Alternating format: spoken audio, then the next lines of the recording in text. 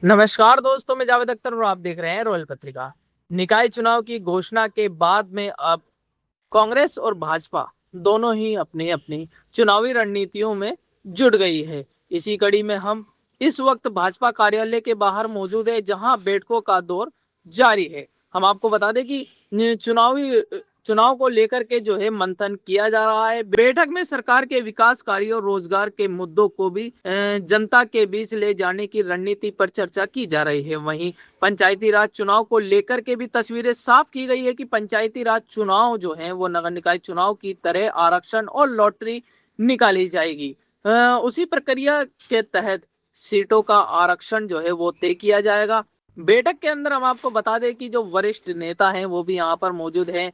विधायकों और संभावित प्रत्याशियों के साथ चुनावी तैयारियों को लेकर के मंथन किया जा रहा है। यहाँ पर जो है मुख्यमंत्री भजनलाल शर्मा भी बैठक में मौजूद हैं।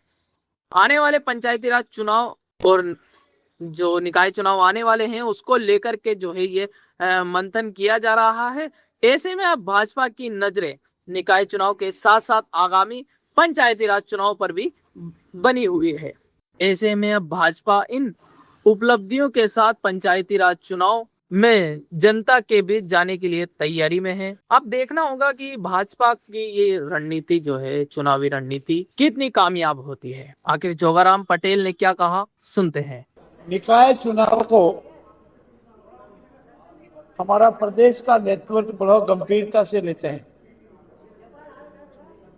हमारे पार्टी के सभी वर्ग के कार्यकर्ता, जिसमें कभी हमारे प्रत्याशी रहे, माननीय पूर्व विधायक रहे,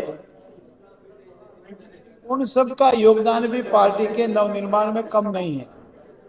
और आने वाले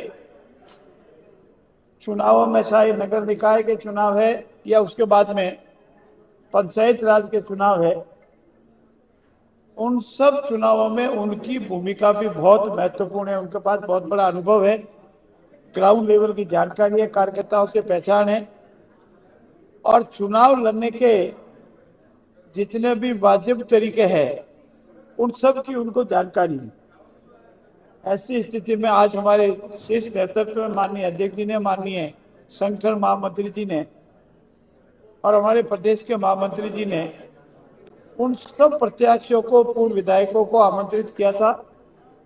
उनसे बातचीत हुई, उनके अनुभव भी साझा किए और प्रदेश नेतृत्व जिस रीति और नीति के तहत इस चुनाव में जा रहा है उसका भी उनको बखूबी जानकारी कराई गई और सबने यह आश्वासन दिया है, संकल्प लिया है कि इस बार गुजरात की तरह, महाराष्ट्र की तरह, यूपी की तरह और जहां से हमारे अजय कुमार जी आए उत्तराखंड के, उसी तरह हम 100% निकाय चुनाव में जीतने की रणनीति और संकल्प के साथ जनता के बीच में जाएंगे। हमारे यशस्वी मुख्यमंत्री जी ने भी सभी को संबोधित किया और बताया कि किस तरह से ऐतिहासिक कार्य, विकास के कार्य, जनता से जुड़ाव हमारी सरकार ने इस 30 और 31 महीनों में किया है। पेयजल की समस्याओं से संबंधित सारे कार्य, राइजिंग राजस्थान से संबंधित कार्य और जिस कांग्रेस सरकार में बेरोजगार नौजवान भाई बहनों के मंसूबे पर पानी फेर दिया था, उनको निराशा पैदा करती थी, उसमें वापस सक्रियता लाई और योग्य मेहनत कम जितने हमारे बेरोजगार नौजवान भाई हैं उनके लगभग करीब 2 लाख के नजदीक हम रोजगार देने की पहुंच गए हैं।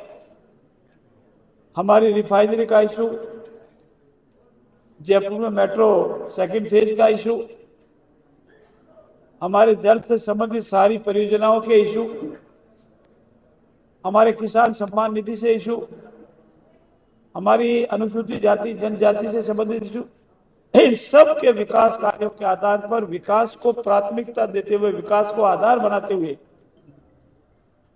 कांग्रेस के नकारात्मक भाव को नजरअंदाज करते हुए, कांग्रेस की गलत धारणाओं को नजरअंदाज करते हुए और सुर्खियों बटोरने के उनके स्टेटमेंट को नजरअंदाज करते हुए हम जनता के बीच में उस भाव के साथ जाएंगे कि हमने आपका विकास के कार्य किए हैं और जो हमारा संकल्प है उसका पूरा करेंगे।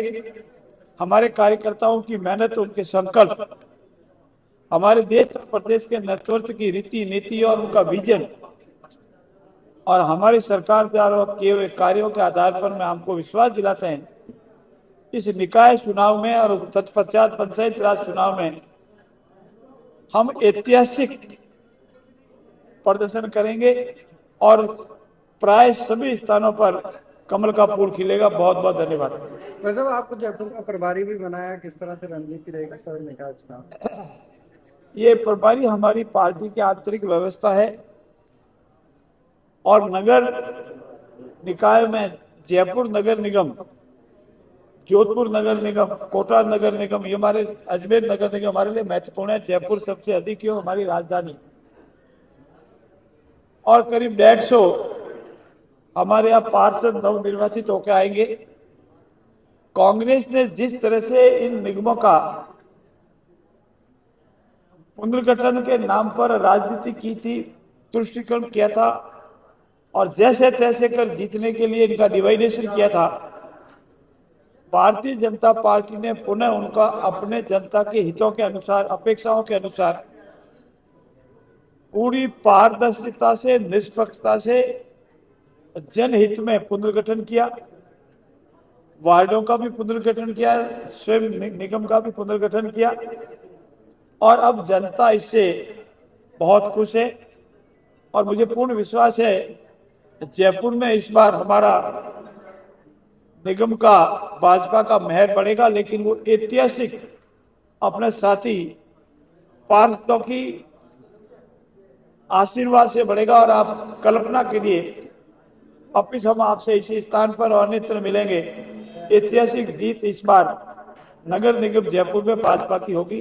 बहुत बहुत धन्यवाद। क्या ये रणनीति रहने वाली है कि वार्ड का वार्ड में लड़ेगा, वार्ड से बाहर आके वार्ड का नहीं रहेगा आपके मैंडेट का? सामान्यतः हम इस नीति का आचरण करेंगे सामान्यतः, लेकिन कहीं हमको लगता है कि हमारा अमुक कार्यकर्ता अमुक स्थान पर अधिक उपयोगी है तो उसमें कोई मना नहीं, लेकिन सामान्यतः कोशिश ये होगी कि हमारा एक क्षेत्र में रहने वाला प्रत्याशी बढ़े तो उसी क्षेत्र का हो, तो जनता की भावना के अनुसार हो।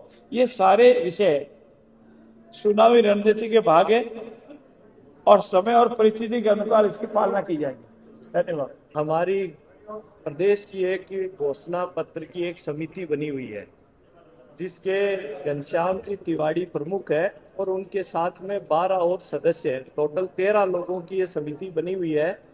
प्रत्येक निकाय के अनुसार ये समिति सभी जगह से सुझाव ले रही है और उन सब सुझावों को एकत्रित करते हुए प्रत्येक निकाय के अनुसार एक घोषणा पत्र तैयार करेंगे और उस घोषणा पत्र को जारी करने का भी काम करें। अच्छा, आज क्या पूर्व विधायकों को, प्रत्याशियों को बुलाया गया था, आज क्या उनको टिप्स दिए गए हैं? देखिए, नगर निकाय चुनाव की दृष्टि से ये हमारी संगठनात्मक बैठक थी जिसके अंदर माननीय मुख्यमंत्री जी भजनलाल जी शर्मा, प्रदेश के अध्यक्ष माननीय मदन जी राठौड़ साहब और संगठन के महामंत्री माननीय अजय जी भाई साहब ने संबोधित किया। यहाँ इस एक जो हमारे विधायक प्रत्याशी हैं उन सबको यहाँ पे बुलाया गया था क्योंकि सभी जगह नगर निकाय के चुनाव हैं।